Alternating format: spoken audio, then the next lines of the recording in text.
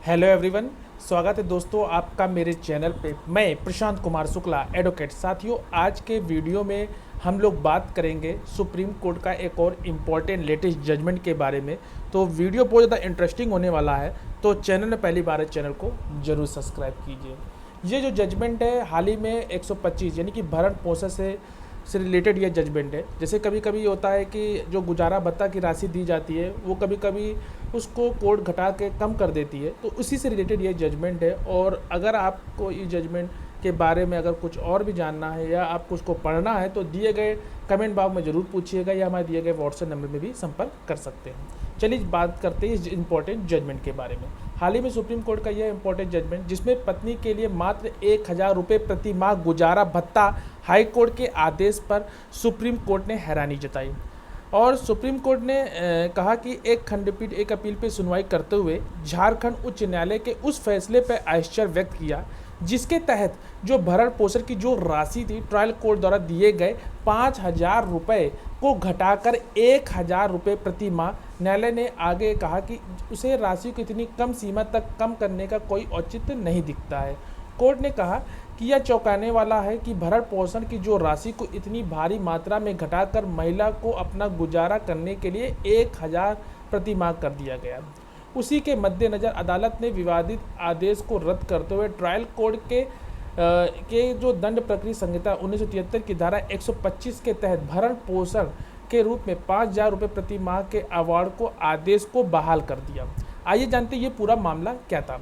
High court के सभापति ने प्रधान न्यायाधीश फैमिली कोर्ट में द्वारा पारित आदेश के खिलाफ आपराधिक पुनर्विचार दायर किया, जिसमें पत्नी यानी कि याचिकाकर्ता को प्रति माह 5,000 रुपये का एक तरफा भरण पोषण दिया गया था।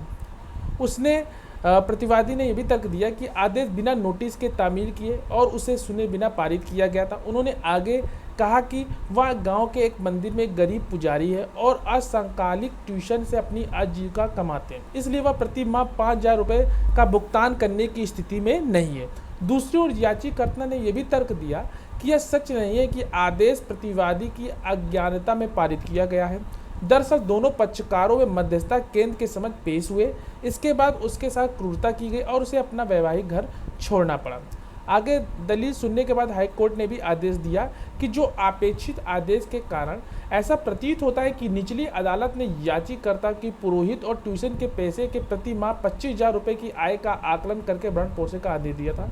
कृषि से 5 लाख प्रति वर्ष की आय भी बिना किसी दस्तावेजी साक्ष्य के बताई गई, जिसमें यह पता चले कि जो याचिकाकर्ता के नाम पर कृषि भूमि थी, जिस अर्ध शहरी क्षेत्र में याचिकाकर्ता रह रहा था, उसे देखते हुए ट्यूशन से 25,000 रुपये प्रति माह की आय का आकलन अत्यधिक अवास्तविक प्रतीत होता है और आय का उचित अनुमान 5,000 से 7,000 प्रति माह से अधिक नहीं हो सकता।